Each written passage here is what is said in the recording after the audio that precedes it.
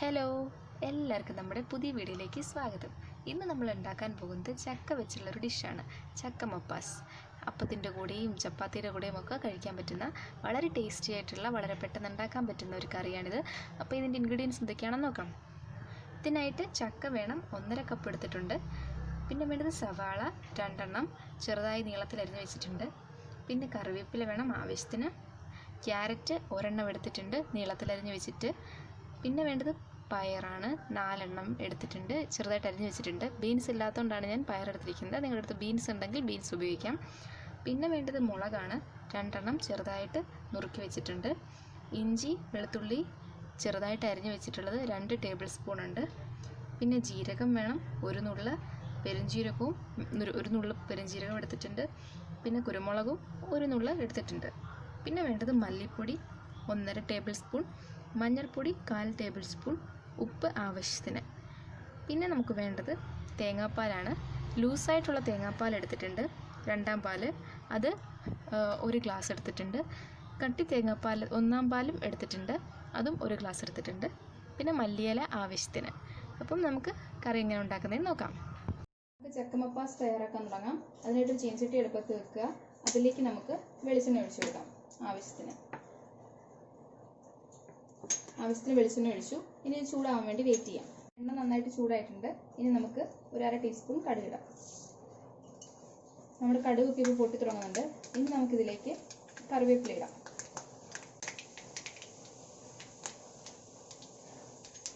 ഇതിലേക്ക് നമുക്കിടാൻ വേണ്ടി എടുത്തു വെച്ചിരിക്കുന്ന ഇഞ്ചിയും വെളുത്തുള്ളിയും അരിഞ്ഞു വെച്ചിടാം.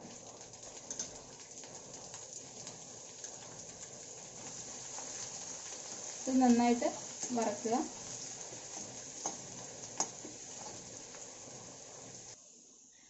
വെളുത്തുള്ളിയും ഇഞ്ചി നന്നായിട്ട് വഴഞ്ഞിട്ടുണ്ട്, അതിൻ്റെ പച്ചമണമൊക്കെ ഒന്ന് മാറിയിട്ടുണ്ട്. ഇനി നമുക്കിതിലേക്ക് നമ്മൾ അരിഞ്ഞു വെച്ചിരിക്കുന്ന ഉള്ളി ചേർക്കാം. നന്നായി ഇളക്കുക. കുറച്ച് ഉപ്പുകൂടി ഇട്ട് നമുക്ക് ഉള്ളി നന്നായിട്ട് വഴറ്റിയെടുക്കാം.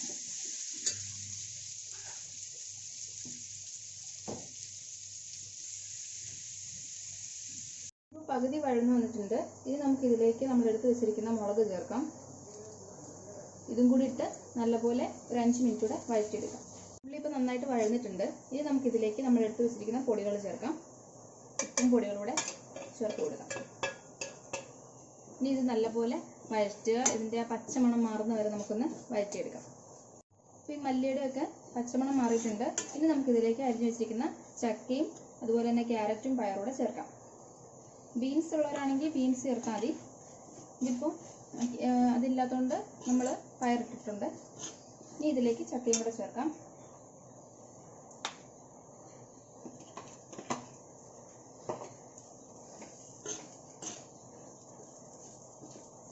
ബാക്കിയിരിക്കുന്ന ചക്കയും കൂടെ നമുക്ക് ആഡ് ചെയ്യാം.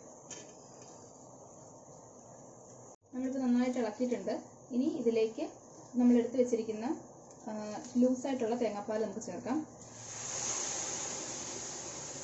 പിന്നെ കുറച്ച് വെള്ളം കൂടെ ചേർത്ത് അടച്ചു വെച്ച് വേവിക്കാം.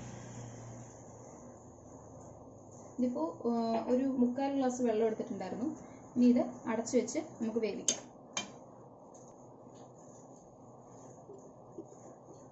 നമ്മളിപ്പോൾ നന്നായിട്ട് ഇളക്കി വെച്ചിട്ടുണ്ട്. ഇനി നമുക്കിതിലേക്ക് എടുത്തു വെച്ചിരിക്കുന്ന ആദ്യത്തെ കട്ടി തേങ്ങാപ്പാൽ ചേർക്കാം. പിന്നെ ചേർക്കേണ്ടത് നമ്മൾ എടുത്തു വെച്ചിരിക്കുന്ന ജീരകപ്പൊടി, പിന്നെ പെരുംജീരകത്തിൻ്റെ പൊടി, പിന്നെ കുറച്ച് കുരുമുളക് കൂടെ, ഇതും കൂടി ചേർത്ത് നമുക്ക് നന്നായിട്ട് ഇളക്കാം. ഇതിലേക്ക് കുറച്ച് ഉപ്പ് കൂടെ ചേർത്ത് നമ്മൾ എടുത്തു വെച്ചിരിക്കുന്ന മല്ലിയിലയും കൂടെ ചേർത്ത് നമുക്ക് ഇളക്കി വാങ്ങാം.